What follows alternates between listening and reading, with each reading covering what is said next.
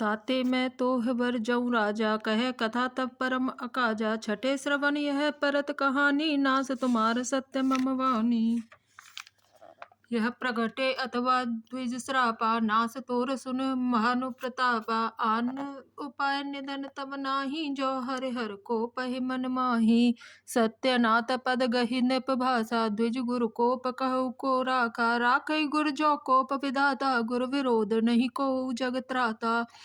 जो न चलब हम कहे तुम्हारे, हुए नास नहीं सोचे हमारे। एक ही डर डर पत मन मोरा, प्रभु महि देव श्राप यति घोरा। होय विप्र बस कवन विधि कहु, कृपा कर सो तुम तज दीन दयाल निज। हित न देखउ को, सियापति रामचंद्र पति रज शरणम शंकर। श्री राम जय जय हनुमानी हरि की जय। हे राजन, मैं तुमको इसलिए मना करता हूँ कि इस प्रसंग को कहने से तुम्हारी बड़ी हानि होगी। छठे कान में यह बात पड़ते ही तुम्हारा नाश हो जाएगा। मेरा यह वचन सत्य जानना। हे प्रताप भानु, सुनो। इस बात के प्रकट करने से अथवा ब्राह्मणों के शाप से तुम्हारा नाश होगा, और किसी उपाय से चाहे ब्रह्मा और शंकर भी मन में क्रोध करें, तुम्हारी मृत्यु नहीं होगी। राजा ने मुनि के चरण पकड़कर कहा, हे स्वामी, सत्य ही है। ब्राह्मण और गुरु के क्रोध से कहिए कौन रक्षा कर सकता है। यदि ब्रह्मा भी क्रोध करे तो गुरु बचा लेते हैं, पर गुरु से विरोध करने पर जगत में कोई भी बचाने वाला नहीं है। यदि मैं आपके कथन के अनुसार नहीं चलूंगा तो भले ही मेरा नाश हो जाए, मुझे इसकी चिंता नहीं है। मेरा मन तो हे प्रभु केवल एक ही डर से डर रहा है कि ब्राह्मणों का शाप बड़ा भयानक होता है। हे ब्राह्मण, किस प्रकार से वश में हो सकते हैं, कृपा करके वह भी बताइए। हे दीनदयाल, आपको छोड़कर और किसी को मैं अपना हित नहीं देखता।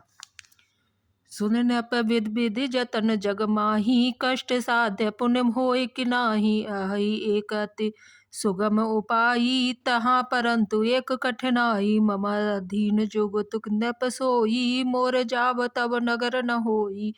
आज लगे और जब ते भयऊ, काहू के गृह ग्राम न गयऊ। जो न जाऊं तब होई अकाजू, बना आए असमंजस आजू।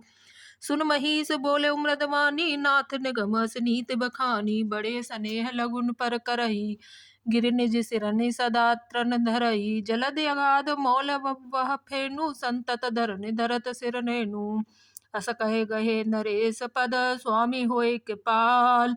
मोहि लागे दुख सही प्रभु, सज्जन दीन दयाल। सियापति रामचंद्र पति रज शरणम शंकर। हरिओम। जय जय श्री राम, जय जय हनुमान हरि की जय।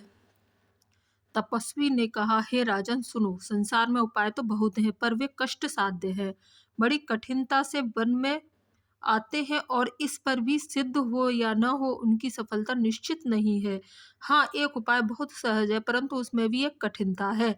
हे राजन, वह युक्ति तो मेरे हाथ में है, पर मेरा जाना तुम्हारे नगर में हो ही नहीं सकता। जब से पैदा हुआ हूं तब से आज तक मैं किसी के घर अथवा गांव नहीं गया, परंतु यदि नहीं जाता हूं तो तुम्हारा काम बिगड़ता है।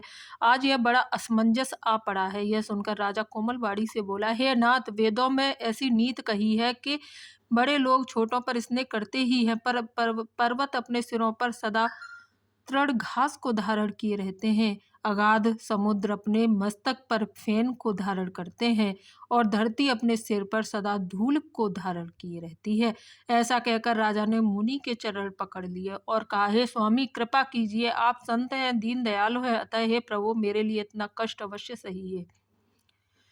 जान इंद्र पहि आपनि आदीना, बोला तापस कपट प्रवीणा। सत्य कहु भूपति सुन तो ही, जगनाहित दुर्लभ कछु मोही। अवश्य काज मैं करहु तोरा, मन तन बचन भगत तै मोरा। जोग जुगत तप मृत मंत्र प्रभाऊ, फलहि तबहि जब करिय दुराऊ। जो नरेश मैं करो रसोई, तुम परुसहु मोहि जा न कोई। अन्न सो जोय जोय भोजन करई, सोई सोई तब आय अनुसरई। पुनि तिनके ग्रजे वही जोऊ, तब बस होए भूप सुन सोऊ। जाय उपाय रचहु नृप एहू, सनबत भरी संकल्प करेहू। नित नूतन द्विज सहज सत, बरेहु सहित परिवार।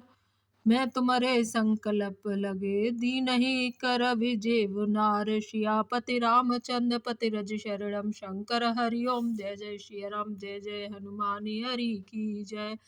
मंगल भवनीय मंगल हारी द्रवौ सुदशरथि अजिर बिहारी दीन दयाल वरद शंभारी हरौ नाथ मम संकट वारी। राजा को अपने अधीन जानकर कपट में प्रवीण तपस्वी बोला, हे राजन सुनो, मैं तुमसे सत्य कहता हूँ, जगत में मुझे कुछ भी दुर्लभ नहीं है। मैं तुम्हारा काम अवश्य करूंगा क्योंकि तुम मन वाणी और शरीर तीनों से मेरे भक्त हो। पर योग युक्ति तप और मंत्र का प्रभाव तभी फलीभूत होता है जब वे छिपाकर किए जाते हैं।